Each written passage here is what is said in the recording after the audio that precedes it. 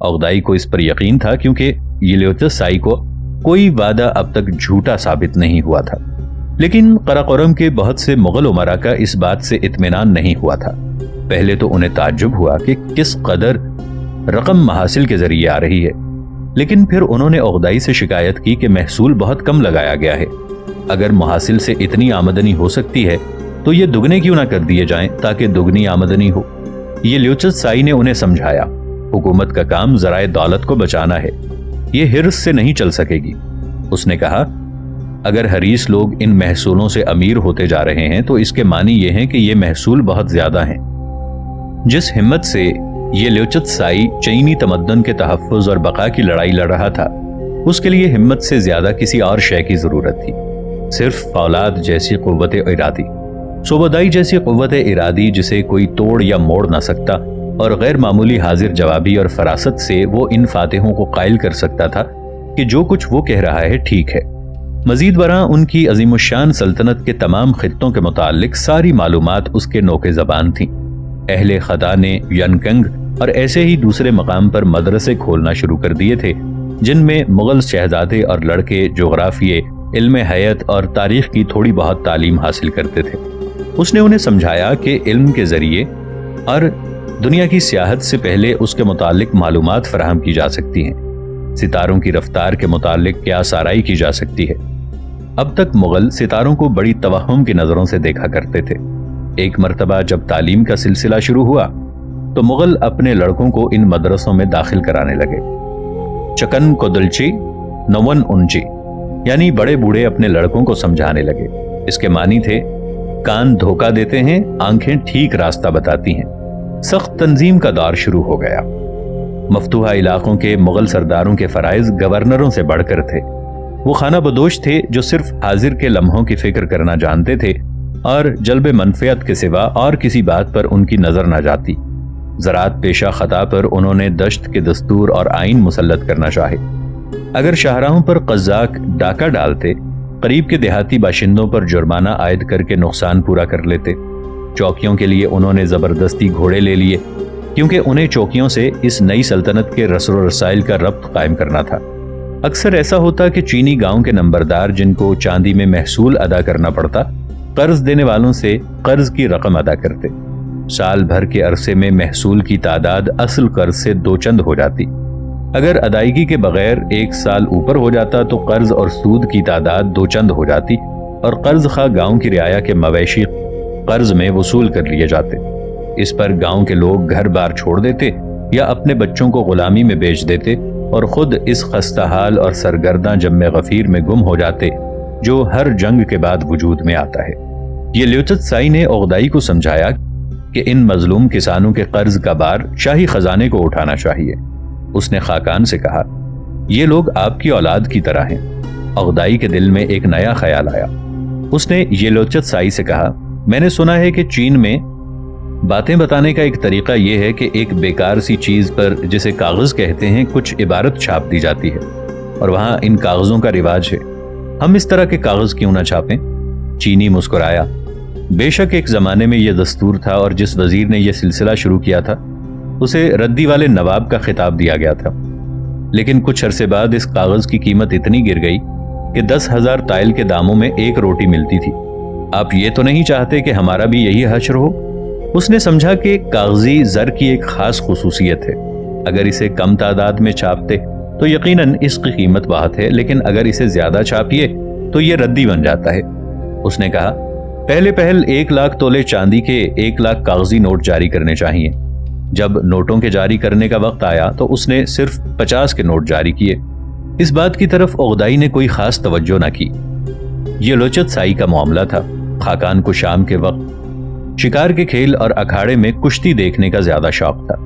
येल्योचस साई को उन मुगल सरदारों का बड़ा तलखी से मुकाबला करना पड़ा जिन्होंने ओगदाई से मफतूहा अजला का सरदार बदलने की दरखास्त की थी।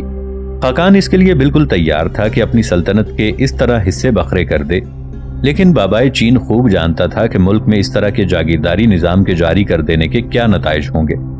उसने मशवरा दिया, इन्हें जितना चाहिए सोना और कपड़ा दे दीजिए, लेकिन जमीन तकसीम न कीजिए। ओगदाई ने उज़्र किया, मैं वादा जो कर चुका हूं تو ان شہزادوں اور امیروں کو ان اضلاع کا 1 سال کا محصول انعام میں دے دیجئے، لیکن زمین اور رعایا کو ایک دوسرے سے الگ نہ کیجئے۔ اس کی رائے تو مان لی گئی، لیکن اس سے اس کے دشمنوں میں اور اضافہ ہو گیا۔ جب اس نے ایک ملزم کے لیے فیصلہ کیا جس نے ایک پجاری کو قتل کیا تھا، تو عقدائی کے صبر کا پیمانہ لبریز ہو گیا اور اس نے حکم دیا کہ یہ لیوچت سائی کو قید کر لیا جائے۔ لیکن چند ہی دن میں اسے اپنا وزیر اتنا یاد آنے لگا کہ اس نے اس کی رہائی کا حکم صادر کیا، لیکن یہ لیوچت سائی قید سے باہر نہ نکلا۔ اس نے عقدائی کو کہلا بھیجا، آپ نے مجھے اپنا وزیر بنایا، پھر آپ نے مجھے قید کروایا جس کے معنی یہ ہیں کہ میں مجرم تھا، پھر آپ نے مجھے رہا کیا جس کے معنی ہے میں بے گناہ ہوں، مگر اب میں سلطنت کا کاروبار کیسے انجام دوں؟ خاقان نے قاصد کے ہاتھ جواب میں کہلا بھیجا، دن بھر میں میری زبان سے بھولے سے ہزاروں باتیں نکل جاتی ہیں، میں کس کس کا الزام اپنے سر لوں؟ مگر واقعہ یہ ہے کہ تم بے گناہ ہو، اس لیے تمہیں اپنے عہدے پر بحال کیا جاتا ہے۔ سن 1235 کے موسم بہار میں، جو مغلوں کی جنتری کے لحاظ سے بکری کا سال تھا، عقدائی نے قرولتائی طلب کی تاکہ قراقرم کے محل کی تیاری اور آبادی کی تقریب میں ضیافت کی جائے، اور پہلی شام کی ضیافت میں سب سے پہلے اس نے یہ لیوچت سائی کا جام صحت تجویز کیا۔ کہنے لگا، دیکھو تو صحیح، یہاں میرے پاس بیٹھے بیٹھے یہ شخص دور دور سے میرے لیے سونے اور جواہر کے خزانے کھینچ منگاتا ہے۔ ناظرین، آگے بڑھنے سے پہلے کامنٹ سیکشن میں ہمیں اپنی آراء سے ضرور آگاہ کیجیے گا کہ آپ کو ہماری یہ سیریز کیسی لگ رہی ہے۔ آئندہ آنے والی اقساط سے باخبر رہنے کے لیے ہمارے چینل کو سبسکرائب کر لیں اور ساتھ موجود بیل آئیکن کو ضرور کلک کر لیں۔ شکریہ۔ آج تک کسی شہریار کو ایسا وزیر کہاں ملا ہے، اور اس نے یہ لیوچت سائی کو خطا کا حاکم اعلیٰ مقرر کیا۔ اس موقع پر عقدائی کا دل گرم تھا۔ اس کے پہلو میں بائیں جانب بڑی شان و شوکت سے اس کی بیوی بیٹھی تھی، اور شراب نوشی کے طویل ایوان میں اس کے ہزاروں عزیز اس کے سامنے بیٹھے تھے۔ چمکتے ہوئے گھوڑے اور ہاتھیوں کے منہ سے شراب اور گھوڑیوں کے دودھ سے چاندی کے خم بھرے جا رہے تھے۔ سارے کے سارے نیلے رنگ کے کپڑے پہنے تھے، جو آسمان کا رنگ سمجھا جاتا ہے۔ جب اس نے پینے کے لیے جام اٹھایا تو مغنیوں کی صف نے راگ چھیڑا۔ عقدائی نے ایران سے پہلوان بلوائے تھے۔ ارمغان سے 3 پہلوان آئے تھے، جن میں سے ایک پیلا نامی ایسا تھا جس پر عقدائی کی نظر پڑی۔ یہ حد سے زیادہ تنومند تھا۔ عقدائی نے شرط لگائی کہ پیلا دشت کے ہر پہلوان کو ہرا دے گا، اور وہ یہ شرط جیت گیا کیونکہ پیلا نے ایک فوجی سورما کی پسلیاں چور چور کر دیں۔ عقدائی نے خوش ہو کے پیلا کو ایک بڑی خوبصورت کنیز انعام میں دے دی۔ اس طرح دوسری قلولتائی کے شامیانے میں کئی نئی صورتیں نظر آ رہی تھیں۔ کاروانوں کے سوداگر، جنہیں قراقرم کی مٹی کی فصیلوں میں دنیا بھر کی دولت سمیٹ آئی ہے۔ منچلے لاما، جو تبت سے نئے خانہ بدوش شہنشاہ کی صورت دیکھنے آئے تھے۔ چالاک اور ذہین لوگ، جو ان مغل وحشیوں کی سادگی سے فائدہ اٹھانے کی فکر میں تھے۔ اب لوگ عقدائی کے سامنے بڑی چرب زبانی دکھانے لگے تھے، لیکن چتسائی اور یلواج کی وجہ سے اس کا تحفظ ہو جاتا، اور وہ خود اتنا ذہین تھا کہ اسے جو فریب دینا چاہتا خود فریب کھا جاتا۔ ایک اجنبی نے عقدائی کی مسند کے سامنے سربسجود ہو کے عرض کی کہ روحوں کی دنیا میں چنگیز خان کی روح سے اسے ایک خاص ہدایت اور بشارت ملی ہے۔ وہ جانتا تھا کہ مغل اپنے مورث اعلیٰ کے ہر حکم کے آگے سر جھکا دیں گے۔ اس شخص نے کہا کہ خواب میں اس پیر مغل نے اسے ہدایت کی کہ میری جانب سے جا کے میرے بیٹوں کو یہ نصیحت دیجو کہ وہ مسلمانوں کو قطعاً نیست و نابود کر ڈالیں، کیونکہ ان کی ملت بڑی خراب ہے۔ عقدائی نے حسب معمول کچھ دیر غور کیا، پھر پوچھا، میرے والد نے تم سے کسی ترجمان کے توسط سے بات چیت کی تھی؟ اس شخص نے انکار میں سر ہلایا اور کہا، فاتح اعظم کی روح اسے تنہا نظر آئی۔ عقدائی نے پوچھا، تم مغل بولی سمجھتے ہو؟ نہیں، یہ بات کہ خاقان پر روشن ہے، میں صرف ترکی جانتا ہوں۔ تب تو تم بڑے جھوٹے ہو، کیونکہ میرے والد کو مغل بولی کے سوا اور کوئی زبان نہیں آتی تھی۔ اور عقدائی نے اس شخص کو قتل کروا دیا۔ چغتائی، جو اب بوڑھا ہوتا جا رہا تھا، اس قرولتائی سے مطمئن تھا۔ یاسا کے احکام کی پابندی سے تعمیل ہو رہی تھی۔ خانے زرنی کے سارے افراد اقوال دانش سننے کے لیے جمع تھے۔ مورث اعلیٰ کے عہد نامے کی تکمیل ہو رہی تھی۔ گزشتہ سالوں کی فتوحات میں خطا کا نام و نشان مٹایا جا چکا تھا، اور ایران میں مغل سلطنت کی سرحد بحیرہ خزر کے آگے تک پہنچ چکی تھی۔ کوریا نے بغاوت کی تھی، لیکن کن کے نابود کیے جانے کے بعد کوریا کی بغاوت آسانی سے فرو کی جا سکتی تھی۔ مغلوں کے اپنے وطن میں سالہ سال کے امن اور فراغت کی وجہ سے فوج کی طاقت بہت مضبوط ہو گئی تھی۔ نئے مال و دولت سے خیمے گوداموں کی طرح بھرے ہوئے تھے۔ گھوڑوں کے گلوں کی تعداد اس قدر بڑھ گئی تھی کہ ان کا شمار ناممکن تھا۔ اس میں شک نہیں کہ چغتائی کو قراقرم میں عقدائی کی معماری پسند نہ آئی تھی۔ وہ خود خیموں میں رہنے کا قائل تھا، لیکن جب تک عقدائی دشت ہی میں بود و باش رکھے، چاہے جتنے بڑے محل بنا ڈالے، کوئی مذائقے کی بات نہیں، کیونکہ خانہ بدوشی کا آئین یہی تھا کہ شہروں کی دولت صحراؤں میں کھینچ لی جائے۔ مغل جانتے تھے کہ نئی مہم کا وقت آ گیا ہے اور اب یہ بہت بڑے پیمانے پر ہوگی۔ یہ تو نہیں معلوم کہ یہ فیصلہ کس نے کیا، لیکن یہ اصل میں صوبودائی کی اتنی بڑی پرانی تمنا تھی کہ مغرب کی طرف بہت بڑے پیمانے پر یلغار کی جائے اور دریائے ڈنیوب کے اس پار یورپ کے بر اعظم میں رہنے والی جنگجو قوموں کی سرکوبی کی جائے۔ اسی لیے وہ عرصے سے یہ تجویزیں تیار کر رہا تھا۔ حسب معمول فوج کا میسرہ چین کی طرف بڑھے گا۔ اس بار دریائے یانگتسی کے اس پار سنگ سلطان کے مقابلے میں ایک اور دستہ ہراول کے طور پر کشمیر اور شمالی ہند میں گھس جائے گا، لیکن اصل فوج صوبودائی کی سرکردگی میں مغرب کا رخ کرے گی۔ شامانوں اور لاماؤں نے لامحالہ اس تجویز سے ہاں میں ہاں ملائی۔ اسی لیے تو چنگیز خان کی روح کا وہاں موجود ہونا عیاں اور ثابت تھا، اور خود اس روح میں جاویدانی نیلگوں آسمان کی ساری طاقت مضمر تھی۔ تو راکینہ نے بھی اس تجویز کو اپنی منظور نظر کنیز فاطمہ سے مشورہ کر کے منظور کر لیا، کیونکہ تولوئی کی موت کے بعد اب عقدائی خود تو اس کے ساتھ قراقرم میں ہی قیام پذیر رہے گا۔ خاقان کی جگہ اس کا بڑا بیٹا قیوق جائے گا۔ جب تک قیوق نے مغلوں کے لیے کوئی خاص مارکہ سر نہیں کیا تھا، چتسائی یا یلواج یا صوبودائی کی عظیم الشان شخصیتوں کے آگے وہ ابھی طفل مکتب تھا، لیکن اگر اسے مغلوں پر حکومت کرنا تھی تو ضروری تھا کہ وہ لڑائی میں نام پیدا کرے۔ اس کی خواہش تھی کہ دنیا کے اس پار اس یلغار میں قیوق فوجوں کی سرداری کرے۔ عقدائی بنفس نفیس خود جانا چاہتا تھا، لیکن ہر ایک نے اصرار سے اسے منع کر دیا۔ ان یلغار میں خاقان کی جان جاتے جاتے بچی تھی، اور اب وہ دوبارہ یہ خطرہ نہیں مول لینا چاہتے تھے، کیونکہ نہ اس کے گھر کا سب سے چھوٹا بیٹا قائدو جو بڑا ذہین تھا صوبودائی کے ساتھ ساتھ اس مارکے پر جائے اور اس کے تجربے سے فائدہ اٹھائے۔ چغتائی نے اعلان کیا کہ اس کے گھرانے سے اس کے دونوں بیٹے اس یلغار پر روانہ ہوں گے، یعنی اس طرح کئی شیر کے بچے اس شکار میں دانت تیز کرنا سیکھیں گے۔ اسے یہ نہ معلوم تھا کہ اس طرح آپس میں پھوٹ پڑ جائے گی، کیونکہ اس فوج کی برائے نام کمان قیوق کے نہیں بلکہ باتوں کے سپرد کی گئی، اگرچہ اس پوری مہم کی اصل سرداری صوبودائی کا دماغ کر رہا تھا، کیونکہ اس یورش کا آغاز مغرب میں باتوں کے علاقوں سے ہی ہوا تھا، اور نئی پود میں باتو خان ہی سب سے بڑا تھا۔ یلوچت سائی نے بھی عقدائی سے گرم بحث کے بعد اس تجویز کو مان لیا۔ عقدائی کی تجویز کے مطابق وہاں یورش کے لیے جو فوج بھیجی جائے وہ میسرے کے آزمودہ کار دستوں اور بھرتی کی چینی فوج پر مشتمل ہو، اور فتح کے لیے باتوں اور مغرب کے کرغیز اور ترک قبیلوں کو طلب کیا جائے۔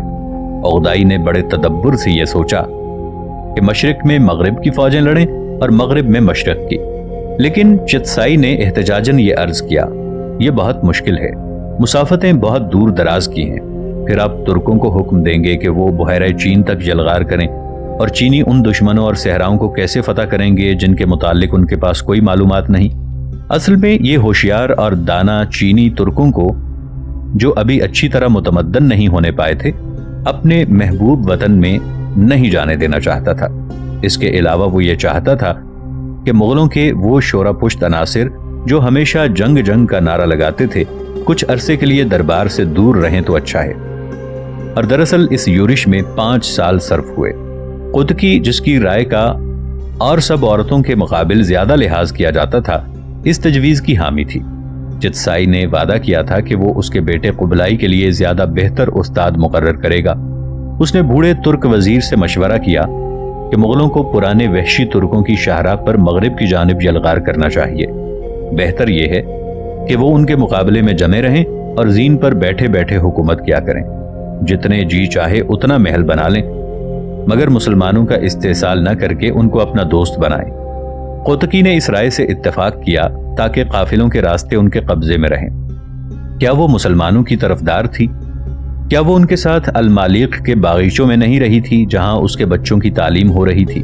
اس کا بڑا بیٹا منگو توراکینہ کے بڑے بیٹے قیوق کے مقابل مغرب کے ملکوں سے زیادہ آگاہ نہ تھا؟ یلواج کو اس کی رائے سے اتفاق کرنا پڑا کہ قوی ہیکل قیوق کے مقابل منگو سپہ سالاری کا زیادہ اہل تھا۔ منگو بھی یلغار کرنے والی فوج میں شامل ہو کے جا رہا تھا۔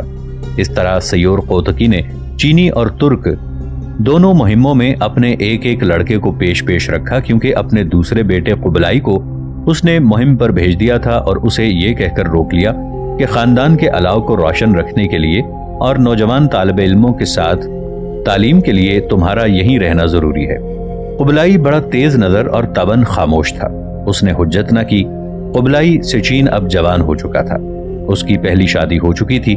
اس کی بیوی شہزادی جاموئی بوٹے سے قد کی بڑی حلیم الطبع لڑکی تھی۔ اس کا تعلق کونکرات قبیلے سے تھا، جس کا حسن و جمال مشہور تھا اور جس میں اور خطائیوں میں آپس میں اکثر شادی بیاہ ہوتا تھا۔ سیور کوتکی جانتی تھی کہ جاموئی خانے کے رسم و رواج سے خوب واقف ہے۔ وہ چینیوں کی طرح نہ پردہ نشین تھی، نہ اپنے پیر چھوٹے کرنے کے لیے تنگ جوتے پہنتی تھی، لیکن اپنے گالوں پر سرخی لگاتی تھی اور اپنے خوشبودار عرق سے غرارہ کرتی تھی تاکہ اپنے شوہر کو بھلی لگے۔ قبلائی اب یورت یعنی خیمے میں نہیں رہتا تھا۔ اس کا مکان سیدار کی لکڑی کا بنا ہوا تھا۔ چینی یامن کی طرح اس کا فرش پیچی کاری کا تھا۔ دروازے پر لکڑی کا ایک پردہ تھا کہ شیاطین گھسنے نہ پائیں۔ اس دروازے پر ایک ایسا شخص وارد ہوا جسے قبلائی نے پہلے کبھی نہ دیکھا تھا۔ یہ اجنبی ایک بوڑھا چینی تھا جس کے پیر میں جوتے نہ تھے۔ اس کے نوکر لکھنے پڑھنے کا سامان اور کتابیں ساتھ ساتھ رکھے ہوئے تھے اور کوئی ساز و سامان نہ تھا۔ اس کا نام یاو چاؤ تھا اور وہ سیور کوتکی کے حکم سے اس نوجوان معلم کے ساتھ رہنے کے لیے آیا تھا۔ اس نے یہ نہیں بتایا کہ چتسائی نے اس کا انتخاب کیا تھا۔ عجیب بات یہ تھی کہ یاو چاؤ نے تولوئی کے فرزند کے آگے سر نہ جھکایا۔ اس کا اس مکان سے کوئی سروکار نہیں تھا۔ اس کی انسانیت اس مکان میں آباد تھی۔ اس نے مسکرا کے یہ بات مان لی کہ اس کا کام یہ ہے کہ وہ غریبوں کے لیے لکھے، لیکن اور لوگ یاو چاؤ کو لنیا یا شمس العلماء کہتے تھے۔ اس نے جلد ہی قبلائی سے کہا، ضروری ہے کہ آپ حکومت کے نظم و نسق کے طریقے سیکھیں۔ مغل جس کی طبیعت میں ظرافت تھی ہنس کے کہنے لگا، میں یوں بھی کام چلا سکتا ہوں۔ یاو چاؤ کو اس رائے سے اتفاق نہ تھا۔ اس نے کہا کہ کئی عالی مرتبت شہزادے اور بھی ہیں، مغل بھی ہیں اور قوموں کے بھی، لیکن بہت ہی کم ایسے ہیں جنہیں اعتماد کے ساتھ انسانوں پر حکومت کرنے کا سلیقہ ہو۔ قبلائی کو ان باتوں سے کوئی خاص دلچسپی نہ تھی۔ اس زمانے میں اسے اگر دلچسپی تھی تو اپنی نئی نویلی دلہن اپنے شکاری شہبازوں سے، اس خانہ باغ سے جو اس نے اپنے یامن میں لگوایا تھا، ایک عجیب طرح سے اس لنیا یعنی استاد اس کی ان دلچسپیوں کو پسند کرتا تھا۔ اس نے کہا، پھر بھی یہ ممکن ہے کہ ساری دنیا پر تمہاری حکومت ہو۔ ایک لمحے کے لیے قبلائی نے اپنے دادا اور یلیوچت سائی کی رفاقت کا تصور کیا۔ کتابوں کے مصنف نے اسے سمجھایا، لیکن پہلی شرط یہ ہے کہ تم اپنے آپ کو اپنا تابع فرمان بنانا سکھاؤ۔ مغربی یلغار کا تذکرہ۔ مغربی یلغار کا تذکرہ سن 1236 کے موسم گرما میں نئی مغل فوج یورپ کا انتہائی مغربی خطہ تسخیر کرنے کے لیے جمع کی گئی تھی۔ جس طرح سے برف کا تودہ سرکتا ہے، پہلے یہ آہستہ آہستہ بڑھی۔ فوج کے آگے آگے ہراول کے قاصد سے جو فوج کے راستے پر مویشی اکٹھے کرتے جاتے۔